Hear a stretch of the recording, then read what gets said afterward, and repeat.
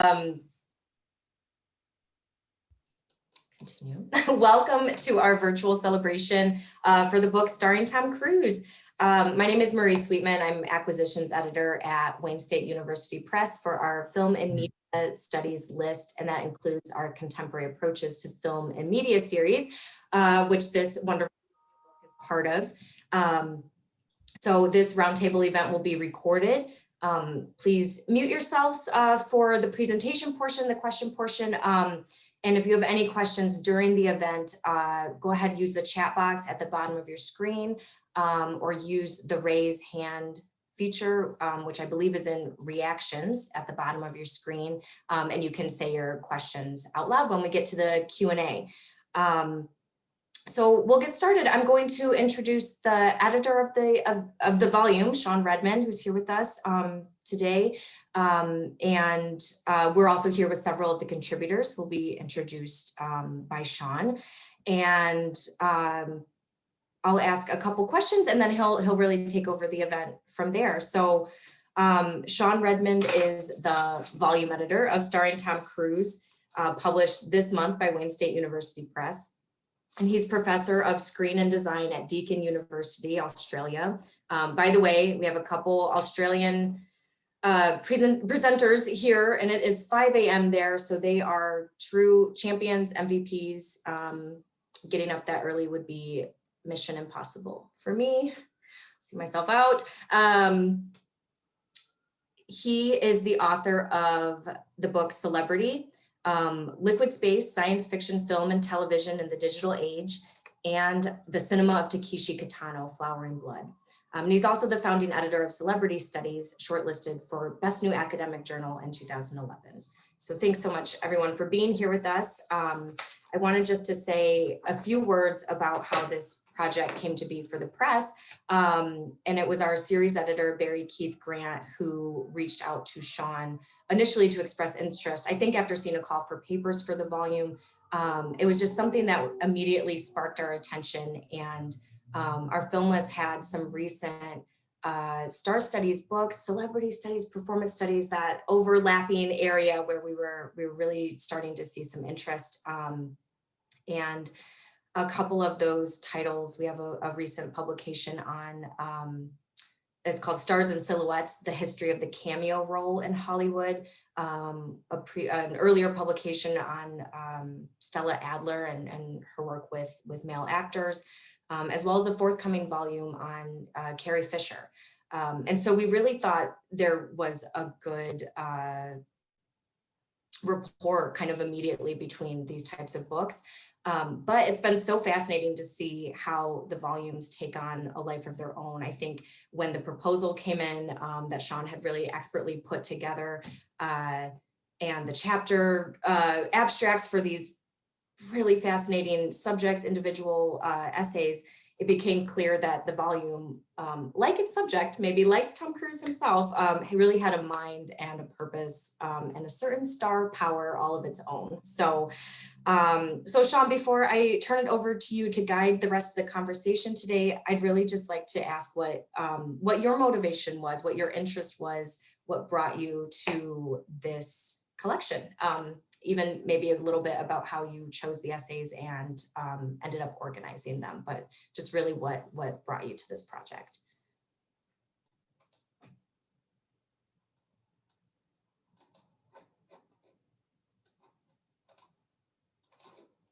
Oh, Sean, you're muted, so sorry. Sorry, yeah, I turned. There we go.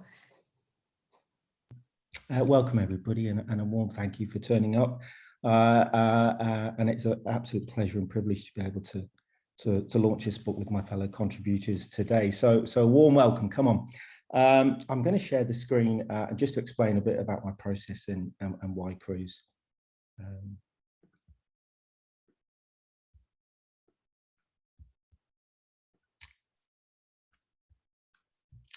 So why Tom Cruise? He had me at hello. I've always been a fan of Tom Cruise. That is to say, I get immense pleasure from watching a Cruise film, and there is absolutely no shame in that. So when I see Cruise jump off buildings or hanging on a cliff edge or driving 120 miles per hour, knowing that it's his body on the line, I get sort of visceral embodied carnal pleasure from that. I find him to be a really intriguing actor and performer. But he's also been someone who has perplexed me. That is to say, there is something tellingly ambivalent about Cruz, two opposites at the same time.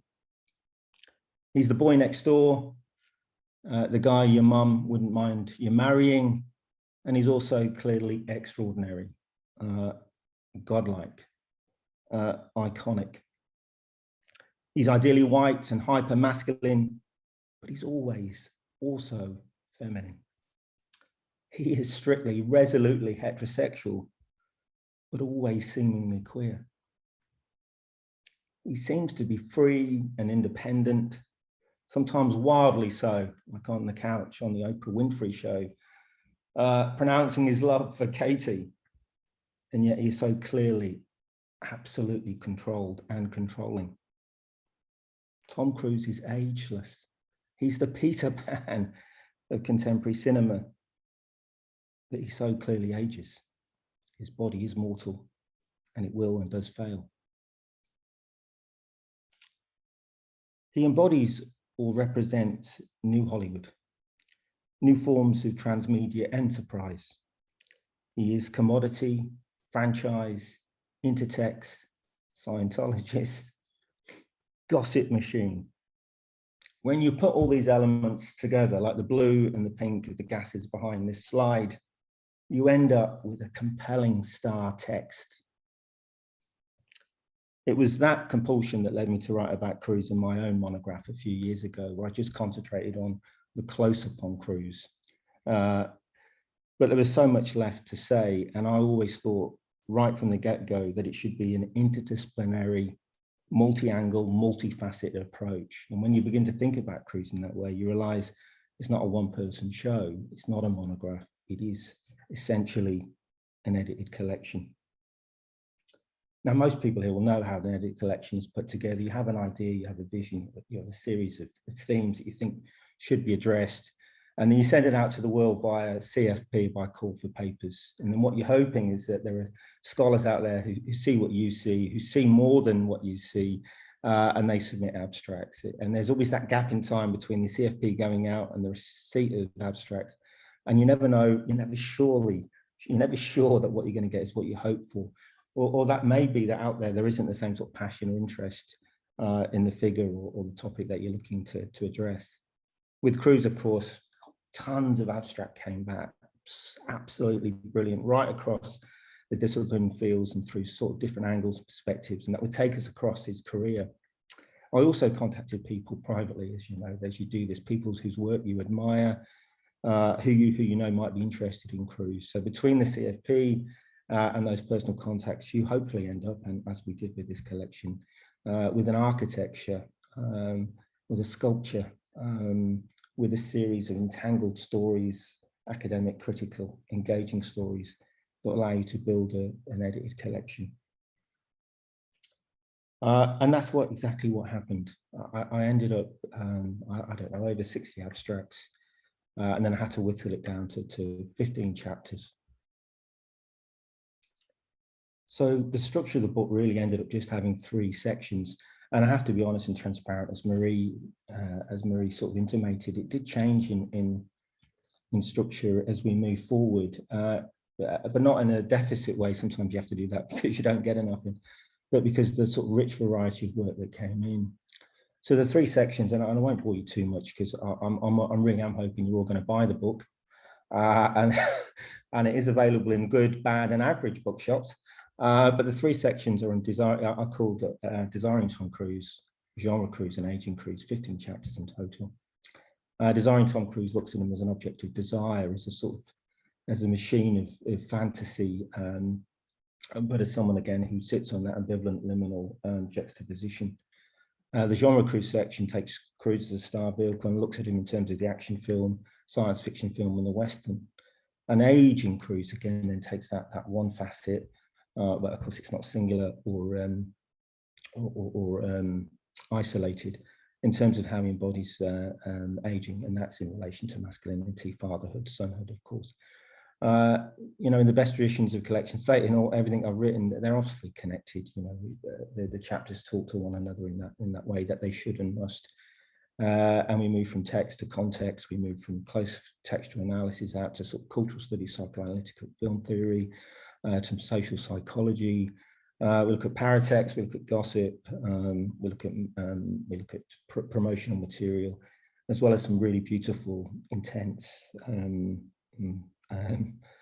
poetry-filled analysis of key movies. We take Cruise across his career from the very first films right up until the very last. And there's a concentration at one point in the book on the Mission Impossible franchise, which I think is actually really, really strong, because you get that 360-degree lens on Cruise in relation to a small number of texts. I can't tell you how proud I am of this collection, and it's all down to the contributors, 5 of whom you're going to meet tonight, outstanding writers. And everybody in the book, you know, came to the party, so to speak, and found meaning and power and importance in Cruise.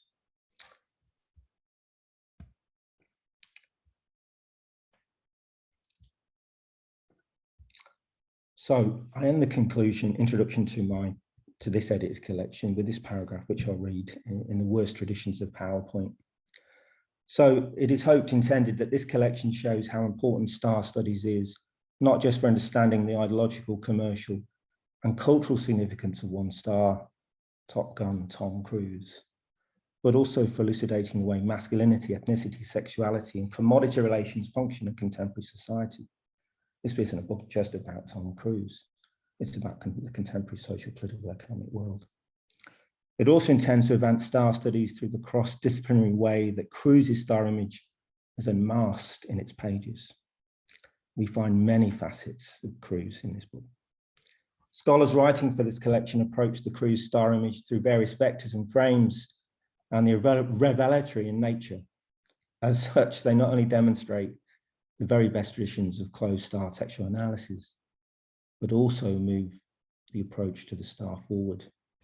This is why Tom Cruise.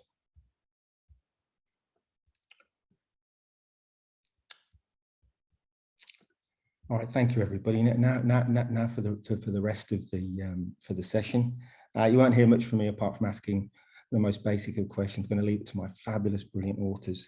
The session, or the roundtable, is built into 2 parts. I'm going to ask the contributors. So I'll introduce now why Tom Cruise, why for them is he an important film star, gossip machine, fantasy ensemblage. And once we've gone through that, then I'm going to ask each of the contributors to just talk a little bit about the chapter that they wrote for the book. And I think they're going to use a 1-minute clip or some slides to sort of illustrate that. So we'll have some Cruise. We've got to have some Cruise in a session like this. It can't just all be talking faces. Come on. Behind us, you'll see that we've got some Cruise backdrops. I've got a fake Cruise on a fake Oprah show where he professes his love for Katie, one of the great texts of contemporary times. And debate me if you so wish. And Brenda's got, as you see, Brenda Webber, I'll introduce in a second, has got a similar one. And I think that our contributors might explain why they've got the virtual Tom Cruise behind them, what it means to them in relation to their answer, why Cruise. So that's pretty much it. Why Cruise? And our authors will talk about their chapters, and then we'll come out to you and hopefully we'll ask us some deep and meaningful questions. I just want to thank very briefly Maria and Emily, everybody at Wayne State, for being the most outstanding press that I've ever had the pleasure and privilege to work with and for. I've done all the presses, and this has been by far the most brilliant experience, and I do appreciate it very much. I felt so well looked after, and then you end up with a book like this. So that's what happens in the journey. So tonight we've got outstanding Brenda Webber, who I've sort of known a long time, who's written the most most influential work on stardom, celebrity, and within that popular culture and feminism, of course. Brenda is Professor of Gender Studies at Indiana University Bloomington. So welcome, Brenda. We've got the brilliant Glen Donnar, Senior Lecturer in Media and Communication at RMIT University, Melbourne. It's Glen, it's 5:18 in Melbourne right now. I'm so pleased you're here, and I do owe you a shed load of beers, so thank you. All of that. We've got Sorcha Ní Fhlainn, Senior Lecturer in Film Studies and American Studies at Manchester Metropolitan University. Outstanding scholars, written brilliantly on Gothic and horror text across her career, amongst other things. Alex Wade, Senior Research Fellow in the School of Education at Birmingham City University. Welcome, Alex. It's a pleasure to have you with us. And Justin Rawlins, a new father, only a few months into and looking pretty weary already. So warm welcome, Justin. Justin is an assistant professor of media and film studies at the University of Tulsa, Oklahoma. A warm welcome, and again, immense thank you for writing such outstanding chapters for this collection. Brenda, if I could start with you then. One simple question: why Tom Cruise? Hi, thanks. I will confess that I am not a Tom Cruise fan, and I am a Sean Redmond fan. And so when I saw that you put out the call for papers, I'm like, I could write something about Tom Cruise. And at the time I was finishing a book on Mormonism, and I was really fascinated by American-born religions. And so I had known a lot about Scientology and wanted to think more about Tom Cruise in relation to Scientology. So that's what pulled me into this. And as you'll see when we talk more about the paper, I invited my research assistant, the eminent Dr. Sasha T. Goldberg, to join me. So Sasha and I will talk about our piece. But it's really Sean that pulled me into this. You had me at Sean, not at Tom. But I do think, a couple sessions ago at the Celebrity Studies Conference in London, I remember Hannah Hamad gave a paper on Tom Cruise, and it really started some wheels turning in my head to think about the richness of his star text, particularly with relation to sexuality and gender too. I mean, I consider him this sort of personification of phallic energy, and he's so constantly turgid. It's very hard. Well, didn't mean that one. But that there's something about him in his intensity that I find both fascinating and off-putting, which is, I guess, why I would say I'm not a Tom Cruise fan. I think one of the things that makes the answers the why Tom Cruise question is because there's been a remarkable kind of sameness to the way he appears and to his body. And that means that his brand is sort of consistent across multiple decades. So unlike other kind of action stars that Glenn writes so beautifully about, what happens to the aging Stallone, or even to someone like Matt Damon, who looks very different in middle age than he looks when he starts his film career. For Tom Cruise, there's been a kind of through line that makes him constantly recognizable. The other answer, I think, to Tom Cruise is how the press, whoops, you can't see, I have to put it right in front of me, so beautifully captures, like, this is Tom Cruise just with a pair of Ray-Ban sunglasses. Or I showed my son the Risky Business scene where, he's dancing in his underwear. And now, like, Jake, who's 11, is like constantly, Mom, I'm watching The Simpsons. And they just had, there we go, the Ray-Ban moment. They just had like that moment. Or any number of shows that sort of riff on the recognizability of these mimetic moments. And for me, that's part of why Tom Cruise, that he's sort of bigger than who he is, which is actually also a Scientology idea, that you can become bigger than human itself. And I actually just wanted to read one small piece that Sasha and I put into our article, but it's from Richard Dyer, and I think it really speaks to this question.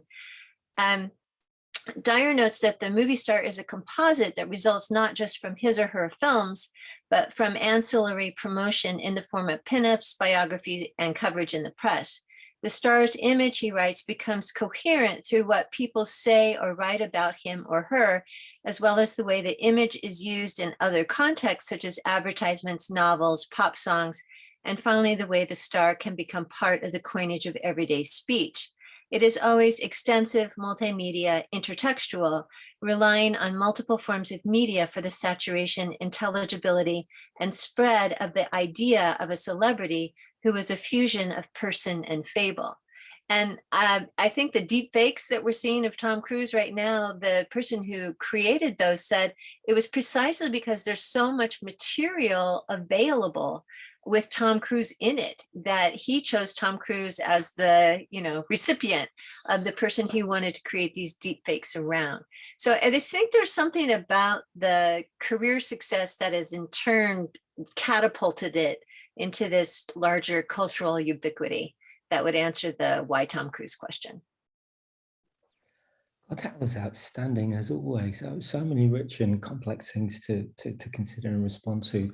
And I love the idea of how that relates to deepfake. That's just brilliant. And Dyer, of course, he just inescapably always gets it right.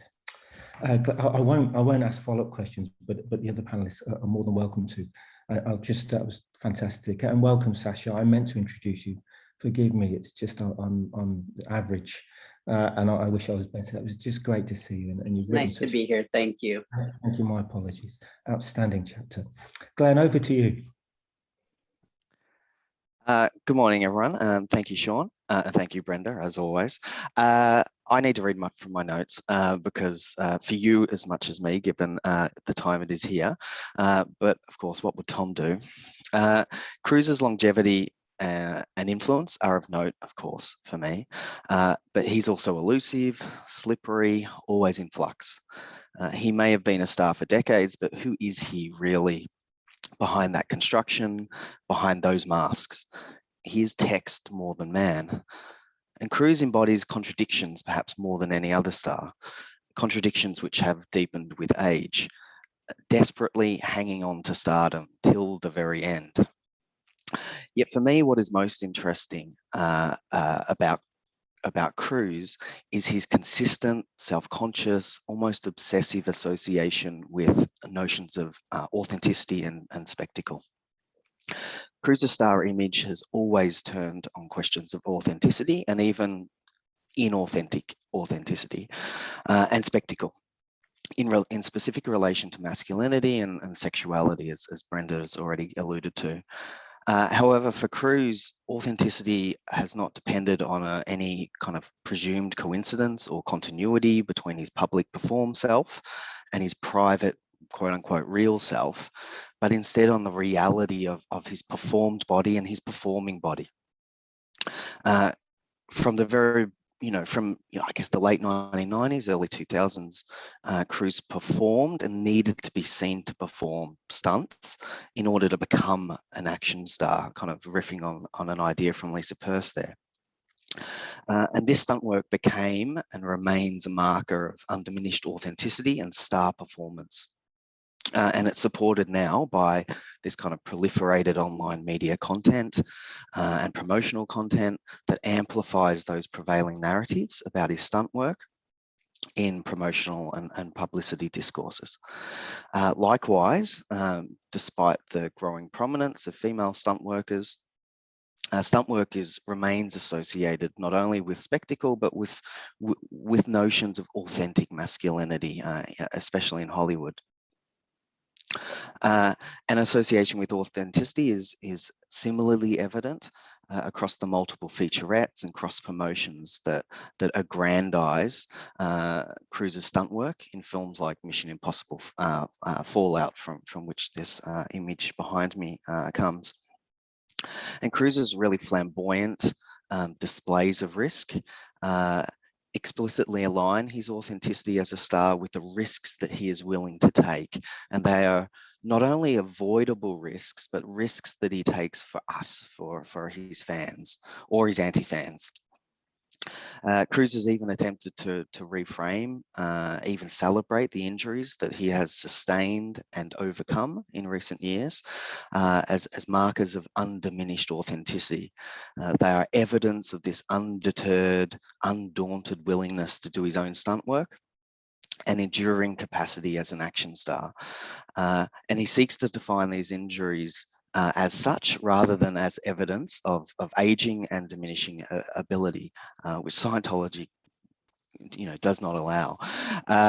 And so as much as being, but I guess to conclude, I think what's kind of interesting about that is that as much as being seen to perform stunts previously freed Cruise to become an action star, I think his desire to sustain his stardom now depends on a rhetoric of ever more skilled and always unprecedented, spectacular action stunts. And it will be fascinating to watch Cruise desperately try to cling on to that. That's it for me. Oh, wow, that's great. Yeah, no, I was projecting into the future, to see what will happen to the Cruise body in 5-10 years time. We'll come back to that, I guess, and the idea of the post-human, which is also embedded in the collection. They were great, 2 talks side by side. Wasn't Brenda there, Glenn? Thank you both. I do appreciate it. Wonderful. Again, I'll hold off sort of jamming until we get the everyone else speaking, otherwise we'll run out of time. So I hope that's all right. Sorcha, over to you. Everybody. This is a really interesting passion project. So I was really excited when this came out, and why Tom Cruise over all of the sort of actors you can write about, or exciting kind of films that have come to the fore. Well, there's a personal story which I won't share, and then there's the more sort of palatable I will share. The one that I think is quite interesting is that Interview with the Vampire, when it came out in 1994, the absolute brouhaha of his casting was something that was really exciting at the time, when I was reading teenage magazines going, oh, how are they going to cast Tom Cruise as a vampire? That's absolutely crazy. There was something inherently contradictory about this casting. There was something very exciting about it. It was also something that I thought that it was so difficult to imagine the star of Risky Business, the star of Top Gun, becoming a vampire. He would never have been associated with anything around this particular kind of gothic genre or mode at this point. So it was very, very interesting to see the kind of collision of that. So it was also the first film I snuck into. I was underage. So this is one of the reasons why it was a really interesting frisson. I was going to a Tom Cruise movie, so on one level I knew this is going to be fairly okay. I'm going to be fairly safe. I'm not going to see anything that I can't unsee. And there was another element, which is the frisson of Tom Cruise as vampire, as something that was dangerous and sexy, rather than something that was merely, that 1980s grin that we so associate him with at that point anyway, with things like Top Gun. So there was a very interesting sort of, this inherent contradiction that was at work. Why Tom Cruise? I've always enjoyed Tom Cruise. I don't know if I'd ever want to go for a beer with Tom Cruise, but I definitely know I want to watch him. There is something very powerful about his face on screen. Despite its imperfections, the center tooth, the misalignments, all of those interesting things that, kind of scramble the classical beauty that we kind of think of with contemporary Hollywood. What's interesting about it is the imperfection. And I think this is something that makes his face, as cinematographer for Interview with the Vampire described it, it's magic. There's something magical about that face. And I think that is really what works very nicely in terms of the, as I say, the frisson between the transgeneric, certainly the sense of queerness, yet the policing of heterosexuality. All of that's at play and in dialogue, and rendered very explicit, even controversial, I would argue, in Interview with the Vampire. So that's what I have to say about it. I actually wanted a different image of him with full teeth, but alas, it was difficult to get for a screen capture. But I just want to say thank you. This is really exciting to be here. That was beautiful. I'd love to hear the personal story at another time, maybe over beers, and we could invite Tom to see if he would join us. I wonder what he would drink with us. What would Tom's choice of beverage be over here? Wow, that was gorgeous as well. Thank you. I love that story of sneaking into cinemas. Well done. Thank you, Alex. Thank you. I will read from notes as well. It's not as late as it is here for Glenn and for you, Sean, but it's well, early actually for you. And apologies for the background. Unfortunately, I haven't been able to get a background, but if, for those of you with eagle eyes, you'll be able to see that my daughter has painted or done a chalk drawing of the moon landing, which is relevant because I think Tom Cruise wanted to be an astronaut when he was young. So why Cruise for me? Well, in this week in the UK and around the Commonwealth, I think we're kind of reminded of the longevity of certain people that you grow up with. I've recently finished watching The Crown, and you get that kind of sense of longevity. And for me, growing up, Tom Cruise has and always will, I guess, be there as part of a kind of a formative part of my upbringing in my life, if you like, from Endless Rain to Rain Man, and through to the MI series, where he continues to do more and more kind of outlandish stunts even though his body's kind of resisting this.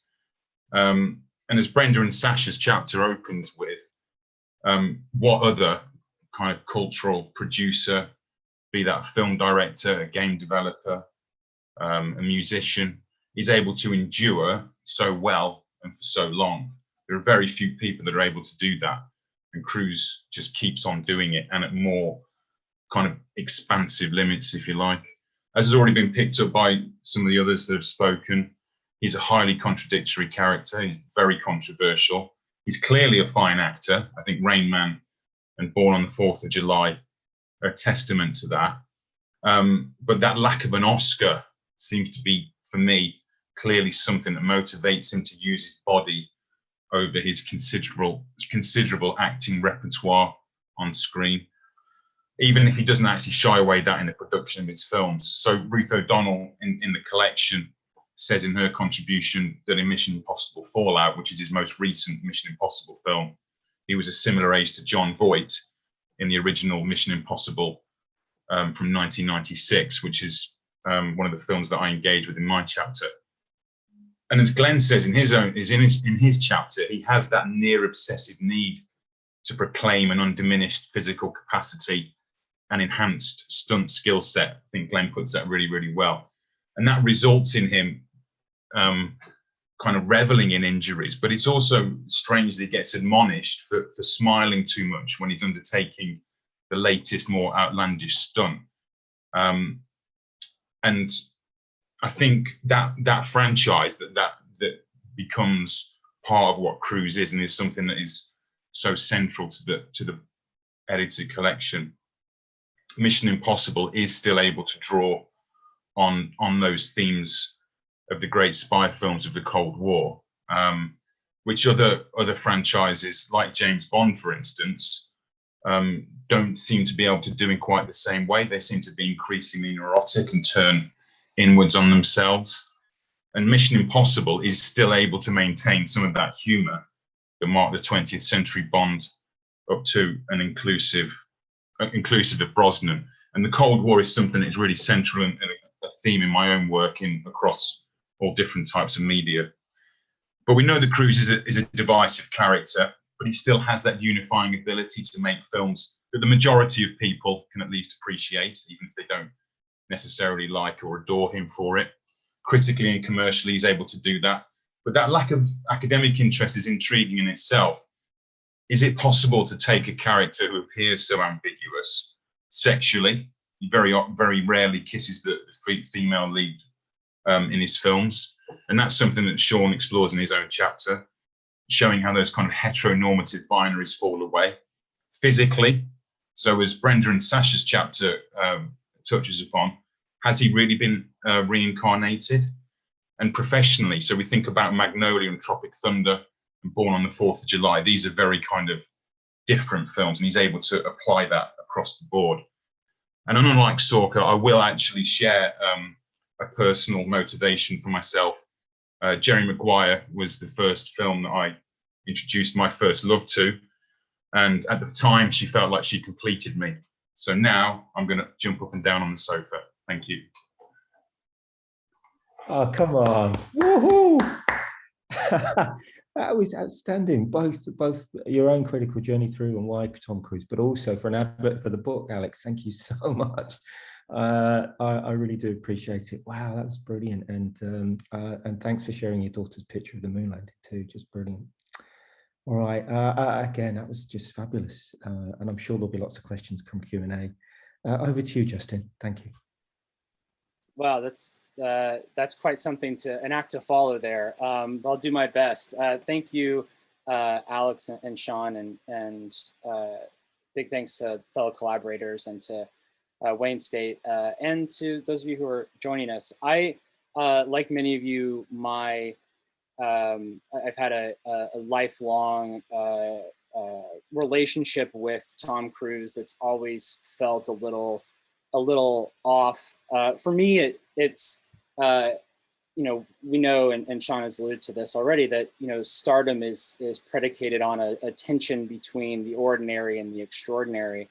And unlike other stars that I grew up watching, I've always felt like there was, like I was always unsure what the ordinary part of Tom Cruise was supposed to be. And as a kind of preview of my own chapter, and I know Glen talks about this a lot as well.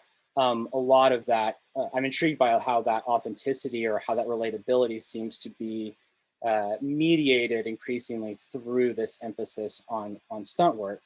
And in my own larger research, I focus a lot on the intersections of screen performance and reception and identity, particularly with the reception of method actors. And, you know, Tom Cruise, I don't think anyone would conceptualize him as a method actor, but nonetheless, I'm really intrigued at how the discourse surrounding Cruise works to construct him as a performer. I'm very curious about what goes into that, particularly as it relates to his approachability, questions of authenticity, which a number of you have already talked about. I find it so fascinating that there is this sense about Tom Cruise that he works really hard and he tries really hard.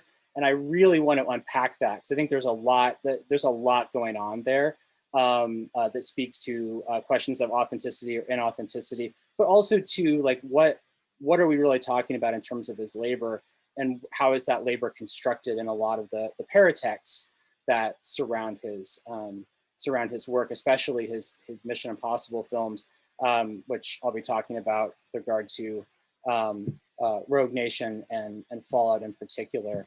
So I'll just leave it at that, and I'm excited to talk more about Cruise with you all.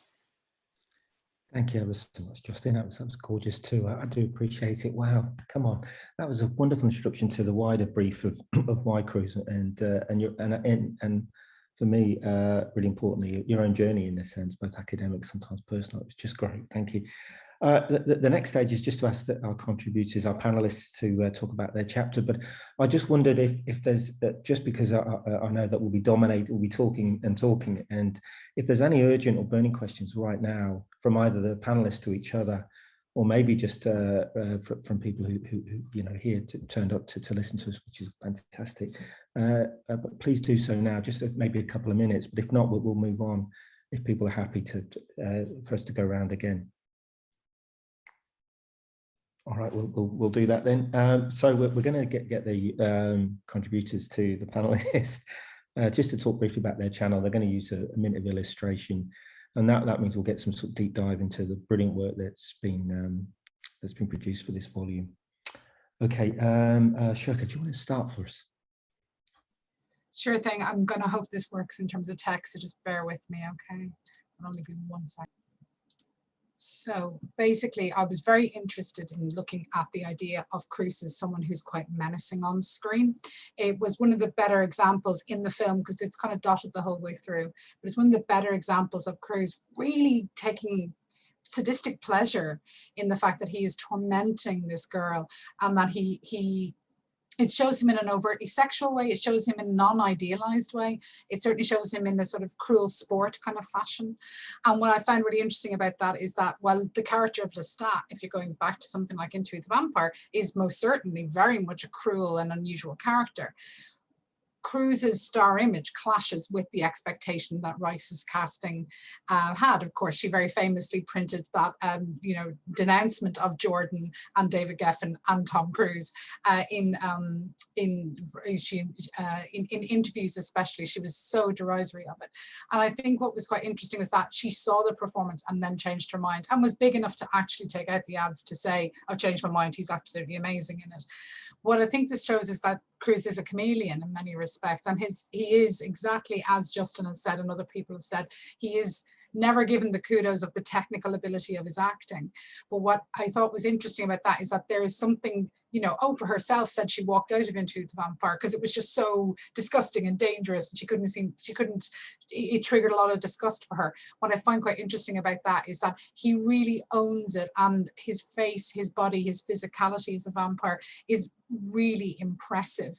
I think people who don't like it, it's something to do with not being able to unsee Tom Cruise. I think if you push past that and embrace Cruise as chameleon, the film really works. Of course, it is still tempered or negated or somewhat tries to contain the queer elements of the novel, which are rendered really explicit in the novel and in the subsequent novels.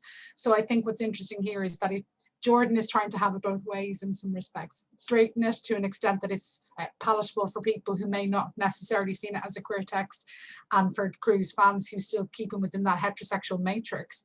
And at the same time, give it enough frisson so that his relationship with Brad Pitt on screen has some elements of danger and certainly fills into the larger scope of vampire literature and culture. Oh, God. That was brilliant. That was, come on. I just remembering a review of Collateral, which I love, by the way, where the reviewer talks about, because it's a problematic fit for Cruise, and that last shot of him when he's dying on the subway train. And the review said that they couldn't get past the fact that it was Tom Cruise trying not to be Tom Cruise. And I didn't agree with that review, but I thought you picked up on it in your brilliant talk then. So thank you ever so much. And again, I won't jam too much because we'll run out of time. So Justin, you're next. I don't know if you want me to introduce the chapter. I'll just give you everyone the title. So Justin's chapter title is called "The Authentically Bruised Cruise." Tom Cruise, Mission Impossible, and Extreme Performative Labor. Over to you, Justin. Great. Okay, so I'm going to try sharing my screen. Okay.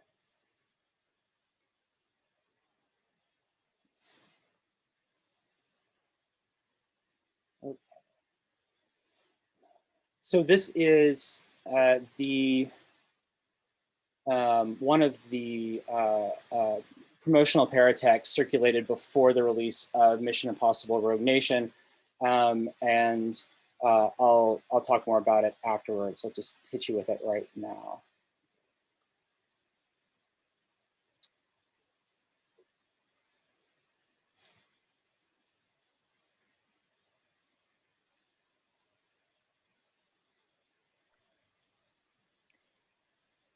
Justin, we don't have sound on our end. Okay. All right, let me see what I can do here.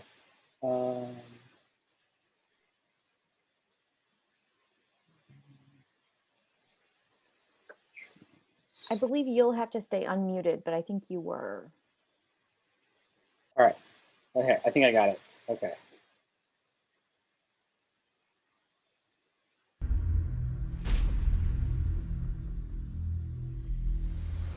Can't hang a multi-million-dollar star on the outside of an airplane and fly around in the normal world. But Tom wanted to be on the outside of that plane. I couldn't sleep the night before, and then came the day. I was like, okay, this is really gonna happen. You ready? Let's go. I kind of thought that was a one take, but he did it 8 times. If something went wrong, I can't get into the airplane until we land. Okay guys, please take your seats. There's no little crash and a scratch. You're dead. Ready, and action! I'm feeling the force of the wind hit me.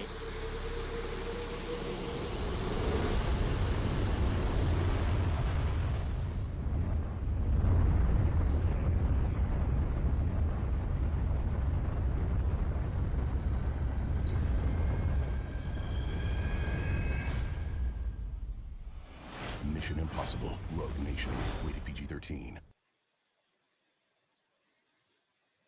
Okay. So one of the things that I find just so intriguing about this is, you know, it's not, this is by no means the first time that we have behind the scenes featurettes, right? Or absolutely, you know, it's not the first time we've had stars doing their own stunts. But what I find intriguing is that these kinds of texts, these behind the scenes texts, are such an important part of the promotional process, right? The pre-release process, as opposed to something like a DVD extra that one might find after the fact. But these kinds of promotional paratexts were broadly circulated before the release of Rogue Nation, Fallout, in particular, and they're part and parcel of, I think, of the increased emphasis on stunt work that a number of our contributors today have alluded to. So in this particular chapter, one of the things I'm really focused on is how this is part of a broader array of paratexts that seek to craft a sense of authenticity through acting labor, and situating stunt work as a way to convey Cruise's not only his normality, but to tap into some sense of affective relationship with the audience. So not through emoting in the way that one might think of in performance, but by showing the audience that the guy cares so much and works so hard at his craft that you can see him putting his body on the line for you, the viewer, right? And I track this back in particular to the crisis in his star image that a number of us have talked about, right? It's really difficult not to speak of, because it was such a truly remarkable implosion.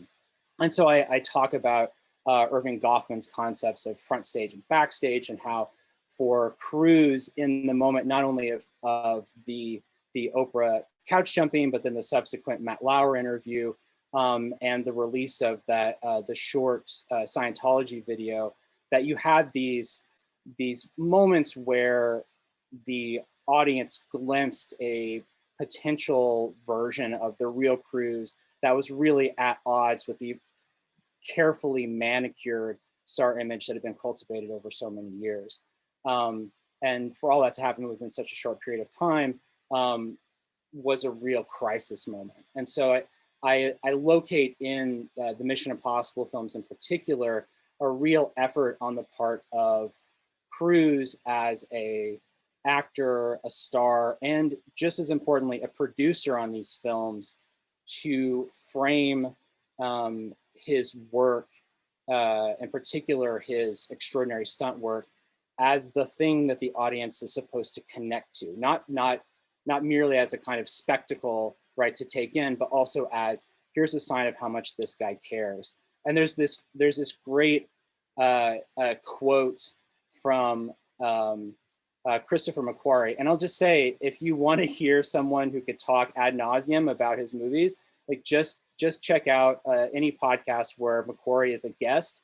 I sat through almost 7 hours of podcasts, just spread out over 2 episodes of McQuarrie talking about Fallout and Rogue Nation.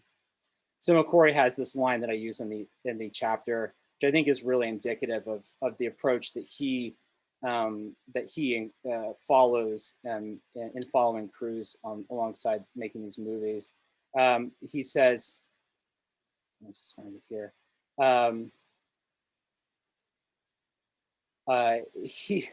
He talks about how why they build these films around Cruise's stunts, and how it's really Cruise that dictates the construction of the stunts, and thus the architecture of the film that has to kind of, you know, emerge around them. And McQuarrie said that we're not interested in exposition. We're interested in action. Exposition, or as he put it, information, is the death of emotion. And I found that really interesting. The action was being tied so so intimately to emotion, and that I see that as a real effort on the part of Cruise to try to reclaim some form of ordinariness or relatability, when I think that's long been a struggle for his star image, in particular post Oprah's couch.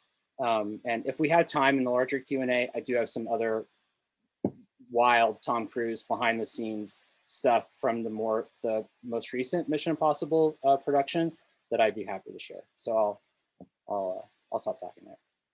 Oh, that's great, Justin. I think Bordwell calls it emotion cinema. I think he was writing about Hong Kong action cinema at the time, but it made me think of that. That was brilliantly textured. Well done. That was gorgeous. Thank you ever so much. Again, we'll move on because time is our enemy. Alex, over to you. Alex's chapter is called Cruising the Closed World, the Cold War and the Cyborg in Top Gun, Mission Impossible, and Minority Report. Over to you, Alex. Thank you. I'm going to show you a clip from the Oscars that Cruise had was invited to introduce in 2002. When the great director Billy Wilder was asked, what makes the movie unforgettable? His answer was simple. A little bit of magic. We're all here tonight or sitting at home watching because something came off the movie screen. A little bit of magic touched our lives. And you always remember where you were, the theater, the popcorn, the people you were with when it happened. 1968, my family was living in Ottawa, Canada. The movie was Stanley Kubrick's 2001: A Space Odyssey. I couldn't stop thinking about it. What is life? What is space? What is existence? I was 6 years old. And I knew right then and there, I wanted to be an astronaut. My family traveled a lot. The white hot thrill of Jaws, that was Louisville, Kentucky. Senior year, New Jersey, Apocalypse Now. Valley Forge, Pennsylvania, Raging Bull. I knew I wanted to be an actor. And good times and poor times, movies were my lifesaver. And then last September came an event that would change it.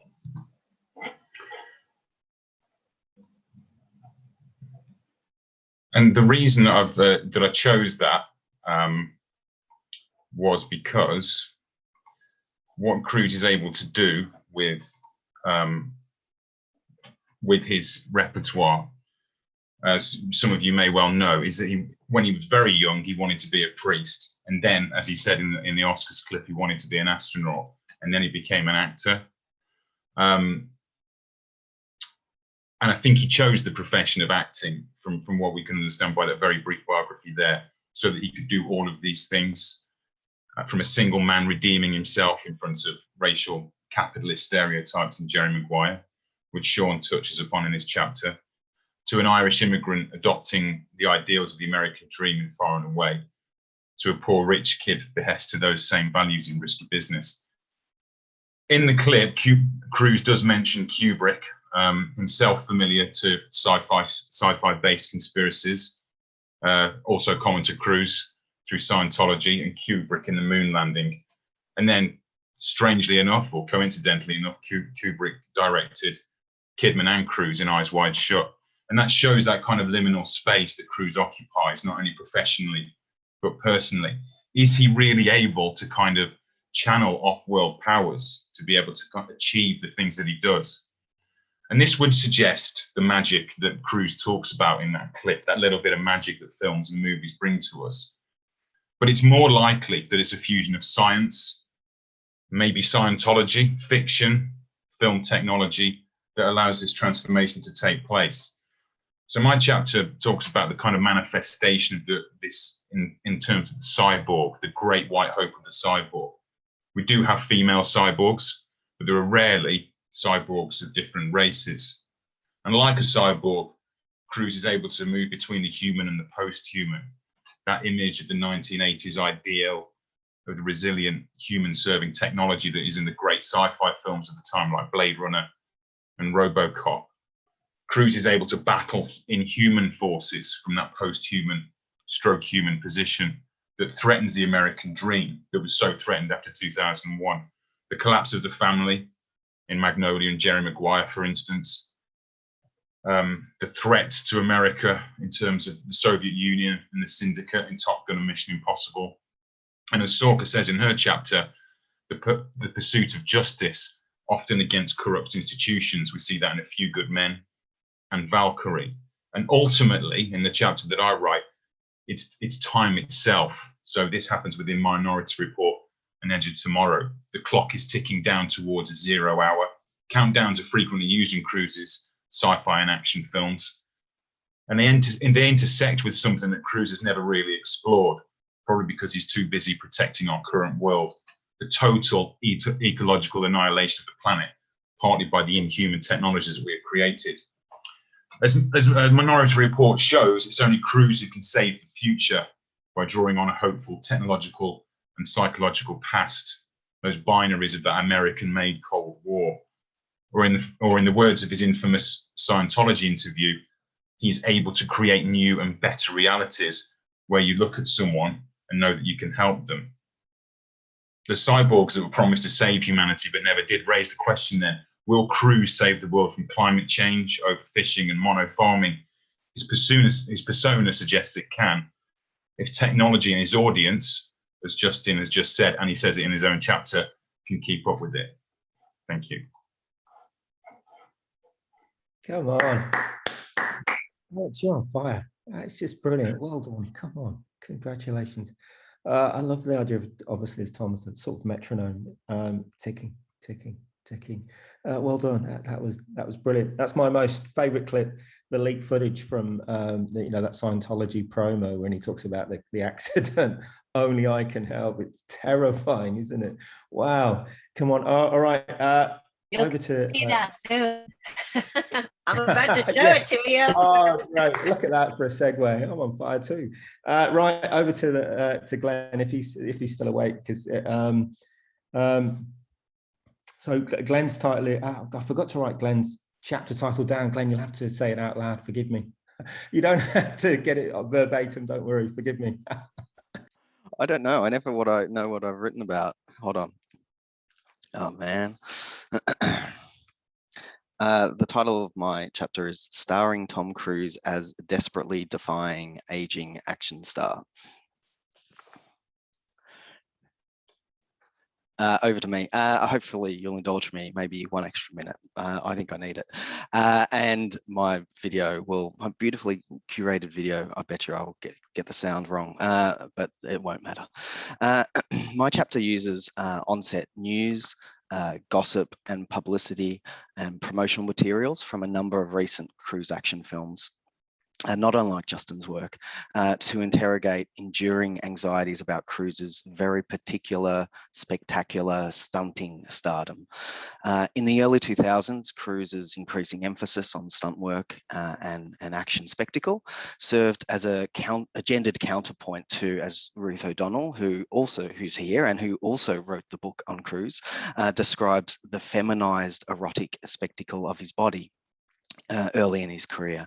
But later, the greater emphasis on stunt set pieces was tied to Cruise's need to re-establish control over a star image gravely destabilized by a number of those infamous appearances on television talk and morning shows.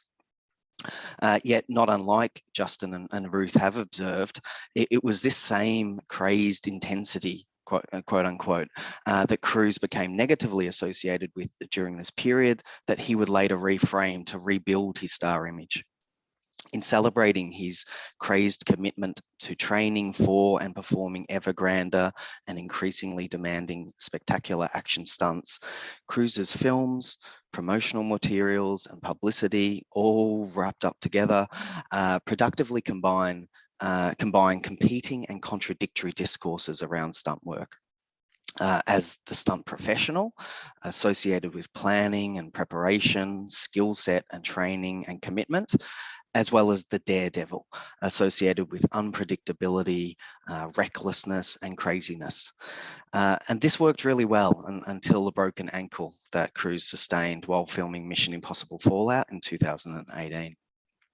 Cruise's injury damagingly triggered notions of wounding and failure that are closely associated with daredevils rather than stunt professionals, and sparked related concerns about diminishing physical capacity related to aging.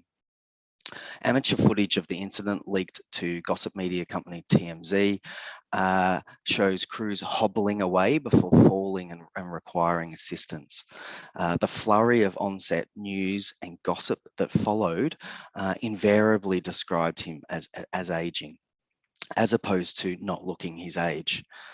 The orchestrated promotional response was immediate and pervasive, and sought to reframe the accident as deliberate and Cruise's physical capacity as undiminished, even somehow enhanced. Cruise's attempts to restore control of his stunting star image in appearances on British and American variety television were most telling. And so, moving to the clip that I will somehow stuff up, on the Graham Norton show in 2018, Cruise brought along footage of the attempted stunt and subsequent injury from multiple camera angles. Notably, this raw footage, which was quite produced by Cruise and Paramount, runs shorter than the amateur footage and cuts prior to Cruise's collapse. Cruise and Norton, as is his way, enthusiastically fed the myth of Cruise's intense, even crazed commitment in discussing his defiant, swift return to shooting. And now, hopefully, because I have to wear these cans, it's the modern university, hopefully I can get this right. This short clip.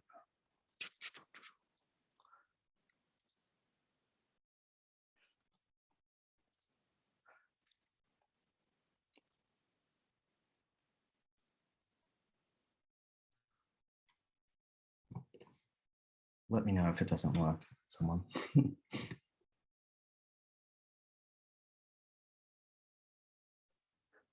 No sound. No sound. I don't use Zoom for work. I don't think I can figure out how to do this.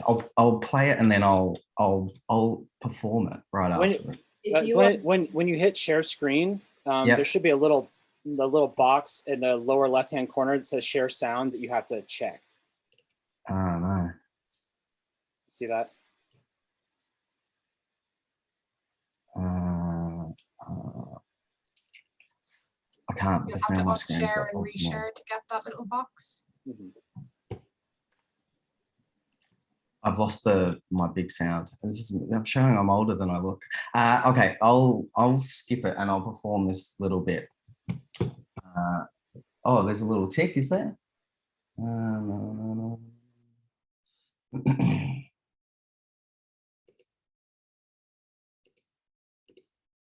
Okay, I'll try again. One last attempt. No, I can't figure it out. I'm an idiot.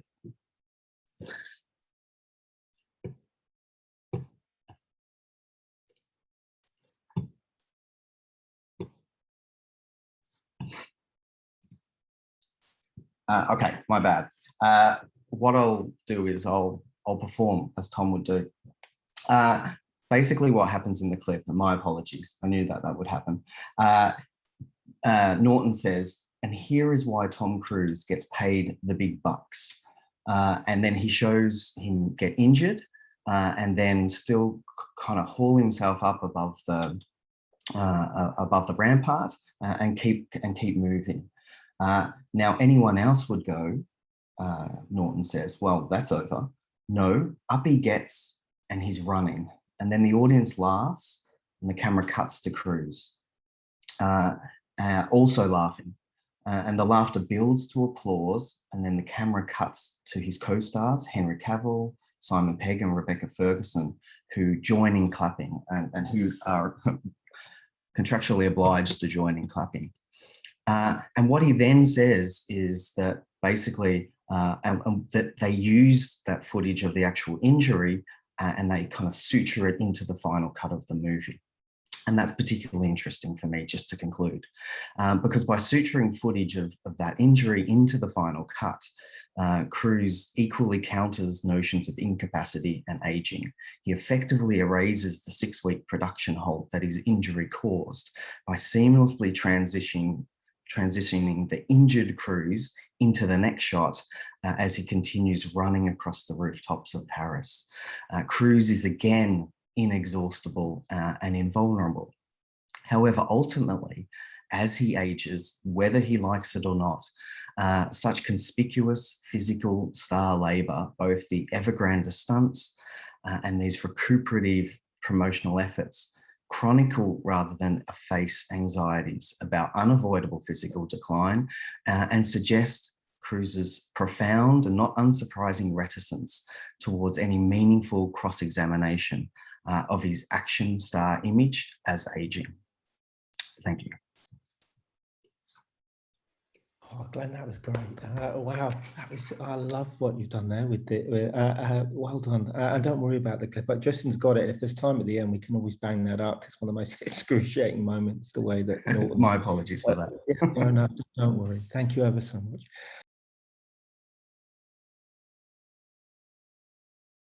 You just muted yourself, Sean.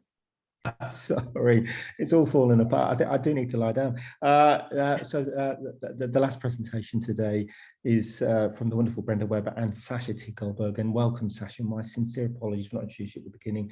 And also, it's a warm welcome to Ruth and Patrick. I think they're the two I can see because the screen's divided. Also, outstanding contributors to the volume. It's so good to see you here. We open with Patrick in the collection, and Ruth does again some of the most remarkable work in the volume, so warm welcome too. But Brenda and Sorcha are going to talk about their chapter, nothing, and it's titled "Nothing is Impossible If You're Tom Cruise: Scientology, Spiritual Neoliberalism, and the Tom Cruise Closet." An outstanding chapter. Come on, guys, go for it. Sorcha, turn your microphone on.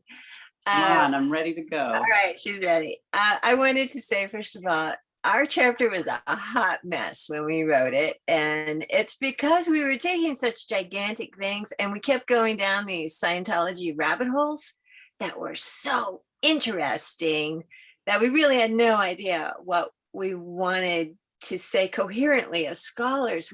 At least me, Sorcha, I don't know about you, but it was such an education in Scientology and kind of cultish behavior, and where does religion fit in relation to Scientology. So I read through the piece when I first got the book, and then again in preparation for this, and I'm actually really proud of it. So I appreciate, Sean, the feedback you gave us, and the external readers really helped us hone it into something that I'm proud of now. So the line "nothing is impossible if you're Tom Cruise" comes from a piece in advance of the Mission Impossible, the most recent film that was in the local paper. And it's always this kind of double entendre of Cruise. And in that respect, it was, talking about the things we've discussed here, his aging, he does his own stunts, those sorts of things. But the "nothing is impossible if you're a Thetan" is also really true as this kind of ideology of Scientology. And so as Sorcha and I were thinking through this, there were really these three fused ideas that were critical, we thought, to understanding the broader Tom Cruise star text. So one is this sort of perpetual queerness that attaches to him, both in terms of behavior and just in terms of his oddity. So it was thinking about queerness along its whole connotative register. And so we wanted to think more about how that was mediated. And earlier we heard a conversation about how the couch moment was the rupturing moment. It was a place where you saw his carefully honed celebrity identity somehow detached. But what we began to see more and more was that the sort of outrageousness of his on-screen persona and his very cultivated, very controlled Tom Cruise-ness was all very much a factor of Scientology. And that, in fact, you can't do much with Tom Cruise absent Scientology. And then it just became amusing. So we were looking at a Reddit post that, Sasha, maybe you could find it and send it to chat. Sure. It's called, "Is it me or does Tom Cruise look like a middle-aged lesbian?" Hilarious, right? And a great picture where Tom Cruise looks like a middle-aged lesbian. So he is aging, but aging to look like a middle-aged lesbian. And what was fascinating to us is that it didn't take a whole lot before this, Reddit, it's like, yeah, we're edgy, we're kind of having the conversations, that it completely switched into fascinations about Scientology. And that it didn't take a whole lot before anything related to Tom Cruise flips into Scientology. So we felt that really understanding Scientology was critical to understanding Tom Cruise-ness, as well as to what this thing that we've created that we call the Tom Cruise closet, which is a highly sexualized space that's bound by secrecy, but also completely transparent at the same time. And that you can see that this is why it was a hot mess. This was a really complicated idea, trying to figure all of this, as well as just wanting to watch hours and hours and hours of Leah Remini, which was fascinating in its own right. So, as well as every documentary ever made about Scientology. So then, as I mentioned earlier, I had been finishing up a book called Latter-day Screens, and I sent the link to everyone in case you're interested. It's free because I wrote a big grant, so you might as well take advantage of it. Through Duke University Press. It's called Latter-day Screens, and it's about Mormonism. But one of the things I realized in writing that book is that the way we could talk about this ideology of neoliberalism, right, which is that the market's logic wills out that it's all about individual labor and it's less about kind of communal oppressions, that it was sort of shifting the goalposts of neoliberalism a little bit, so that it wasn't so much now about how one fared financially, but how one might profit spiritually because of their good choices and individual labor. So a kind of neoliberalism 2.0 that put it into the spiritual realm. And there's nothing better than Scientology for thinking about that, because it is so stratified that literally there are graphs and charts that one might consult to know how to go up the bridge and back down it again. And that you really do have to pay for your auditing sessions that will allow for all of this. So what Sasha and I'm gonna show the clip, and then I'm gonna ask Sasha to come back and say some more thoughts. But we really wanted to show you this contraband video that was first created as a kind of internal PR element for Scientology. And then they tried to pull it from YouTube, but soon discovered that though they are the most litigious church probably in the world, they could not pull from the sort of public sphere of YouTube. So this is available to us because the church couldn't get it down, even though they've tried very hard to do it. And we'll show you just a minute. And to my earlier point about turgid intensity, you will see it here.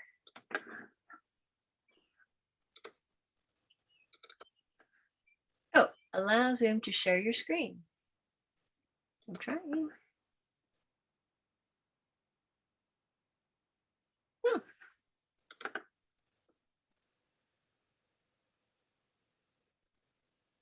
Brenda, if you have multiple screens up, you'll see them all pop up, and then you'll have to select the one that you want to share. I know that, but it's telling me that Zoom will not be able to record the contents of your screen until it is quit, and I don't really want to quit Zoom.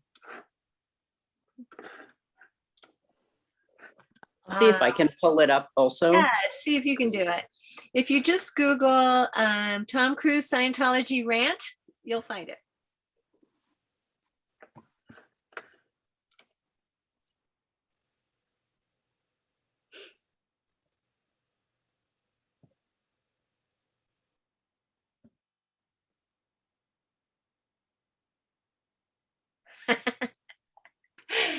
Scientology's trying to stop us. One big joke that Sasha and I had, there's a concept called fair game that L. Ron Hubbard coined in the 60s that basically said any SP, suppressive person, that went after Scientology, that it was like fair to do whatever you had to do, like force them into bankruptcy, like throw hookers at them, and then like, you know, film them or whatever. You do everything you can to like wreck their reputations. And a lot of scholars have been fair gamed by the church. So our big joke was, will Tom Cruise fair game us for writing this piece? Hopefully not. He probably will fair game you for saying I like Sean more than him.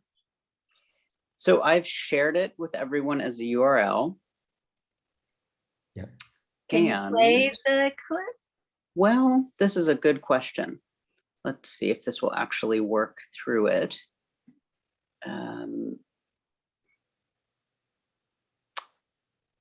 It might be a setting where an administrator has to share with all. I've selected to share my screen on my end, but we can see your screen, Sasha. Can you see Tom? Try to hit. Try pressing the play. Yeah, I'll give it another go here.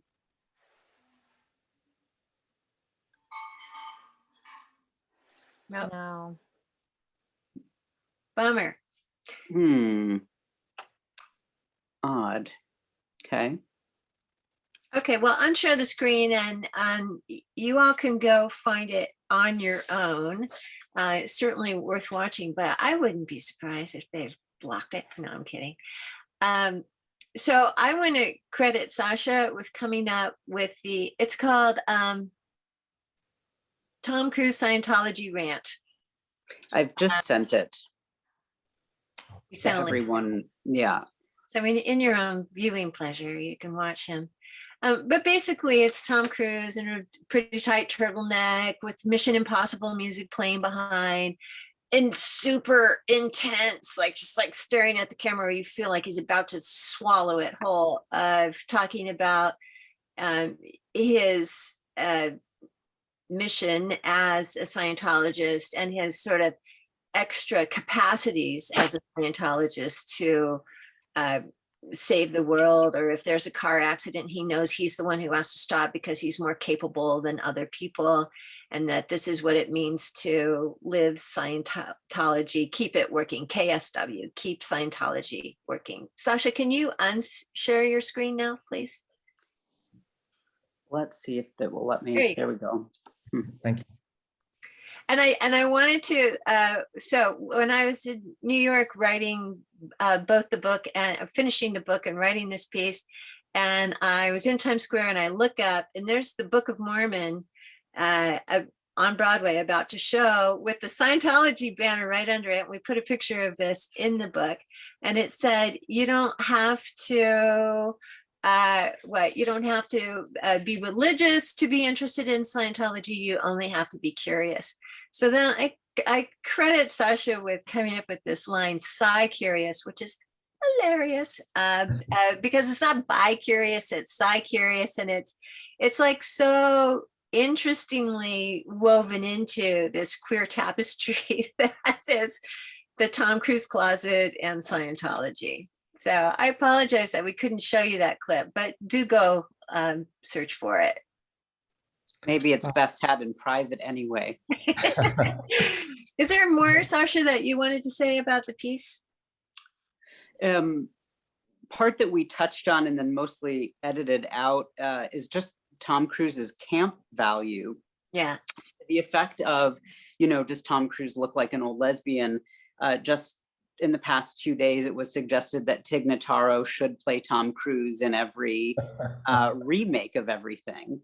And that, of course, would be a young Tom Cruise. But this idea of Tom Cruise as really a pay-to-pay figure, whether it's paying to play in Scientology or it's paying to play in masculinity, that he has to now seamlessly kind of be both closeted and out about both of these things and be code switching. And that really, I think the View at 1,000 Feet is what we were trying to wrangle in our first massive draft, and then the redrafting is figuring out what to really reveal about his performances.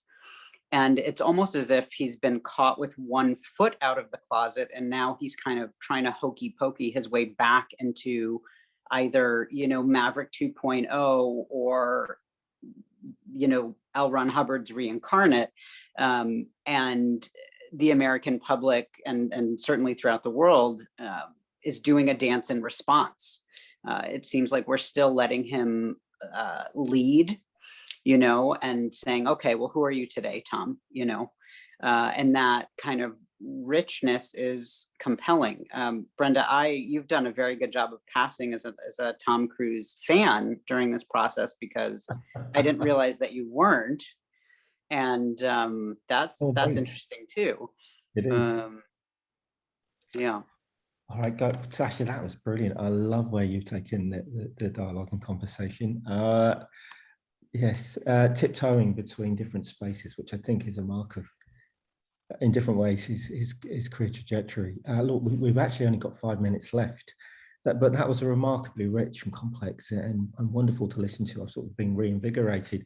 I wouldn't have worked with Brenda, though, if I knew she wasn't a Tom Cruise fan. I'm devastated by knowing that. What has the world come to? Use the word turgid. Right, with 5 minutes to go, I'd love, if there are some questions from the floor, use your mic. Please don't use chat, because we only have 5 minutes. If you want to contact us individually afterwards with further questions, please do. Our email addresses are readily available online. So if there are burning questions that you've got, please do contact us. I can see Vincent. Vincent, what's your question? Hello there. Thanks everybody for so many interesting presentations. I think I shall be getting this book, and hello to some familiar faces. Hi, Ruth. My question is to do with Tom Cruise and directors. He's worked with many directors, from Martin Scorsese to Steven Spielberg to Michael Mann, but very rarely has he worked with directors repeatedly, the major exception being Christopher McQuarrie. Now, of course, Cruise himself has never directed, but he has often produced. So, perhaps it's an obvious question, where does Tom Cruise, how could one consider Cruise something of an auteur? Or does he at the least complicate the notion of an auteur? And perhaps it's notable that even when he is in a film with an auteur recognized branded director, does his presence kind of interfere with that of the director? I'm just remembering actually the trailer for War of the Worlds. It said in prominent letters, Spielberg, Cruise, and of course, Cruise, Kidman, Kubrick. So I'm just interested in, where does Cruise fit into the space of the auteur? That's an outstanding question. Anybody like to answer that? Justin or Sorcha, anybody? I suppose I'll just make a quick comment, which is just to say that I think that you're right, there's a collision going on there. And I think with Jordan, there was a really interesting collision as well, because he campaigned for the role and he knew that he wouldn't be able to necessarily bend it fully to his will, because he wasn't the first choice for Lestat. He absolutely went for it. And that's what kind of, I imagine there was sort of behind the scenes kind of bending of the will to say, this will be a good vehicle for me to be taken seriously and all the rest of it during the Hollywood Gothic movement.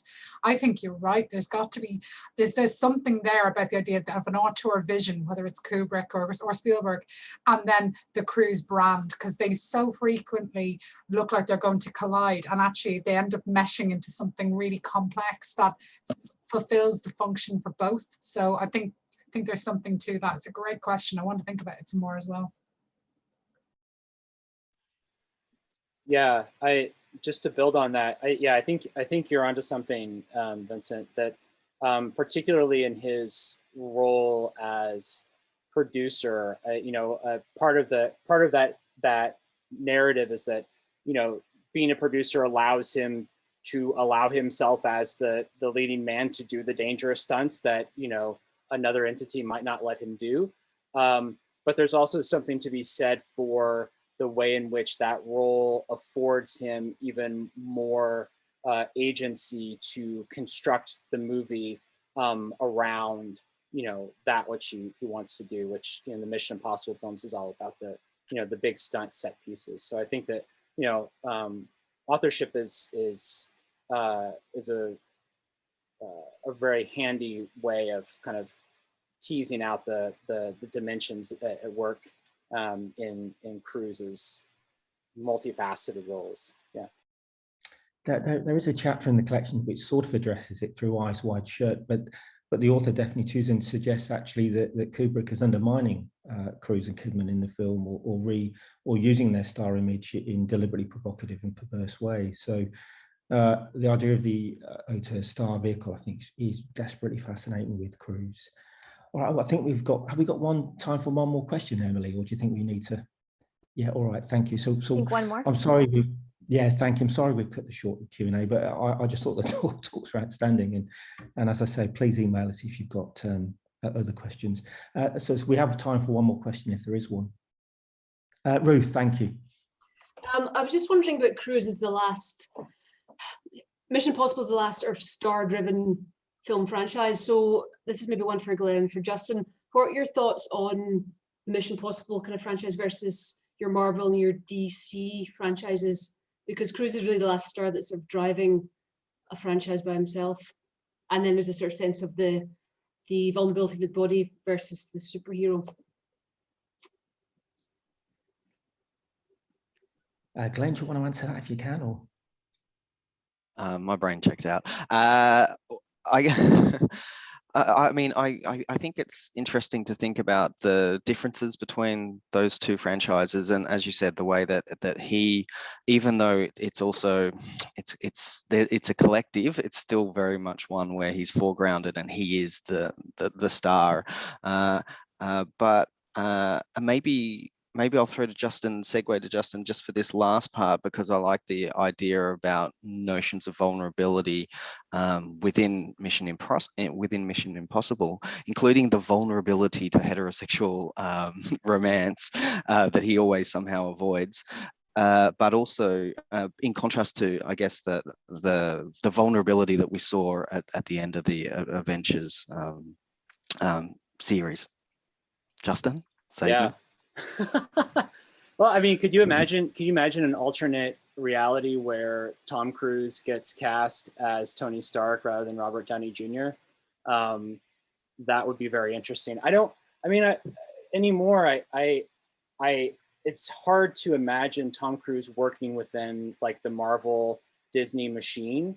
That seems to be kind of the flip side of having such an outsized role in his own movies. That I don't know how that would work anymore. But I also do wonder, to your question, Ruth, like, where is this heading? Like eventually, kind of like with the Fast and Furious movies, like you can't continue to escalate, ad infinitum, right? So I've heard, I think we've all heard like scuttlebutt about Cruise wanting to make a movie in space, and maybe that'll be a Mission Impossible film or something else. He did say, per Alex, he did say he always wanted to be, an astronaut, right? But I do wonder where this part of his star image where he tries really hard, what happens when that kind of runs out or, reaches its limit, because he can't do this forever, regardless of his, his commitment to Scientology. So it's a great question. It's something definitely worth continuing to explore. Mission Impossible Liftoff. I like that, Vincent. That's good. All right, thank you ever so much. It is 6:33 here. What a brilliant session. I've sort of been invigorated. I've loved it, and a huge thanks to Brenda, Glenn, Sheka, Alex, Justin. You were outstanding, and it brought the book alive. do go out and buy it. And again, huge thanks to Emily and Marie. And it's good to see some old faces with Misha and David and other people. And Debs, so good to see you. Thanks for rocking up, Maria. Thank you. I hope you enjoyed the session. Take care, everybody. I'm going to go to bed. That's what I'm going to do. Get some sleep. And thank you again, Sasha and Ruth and Patrick for being involved and for being outstanding contributors. All right, take care. Come on. Sean. See ya. Bye. Thank you, Sean. Thank you all. Bye-bye. Bye, Deborah.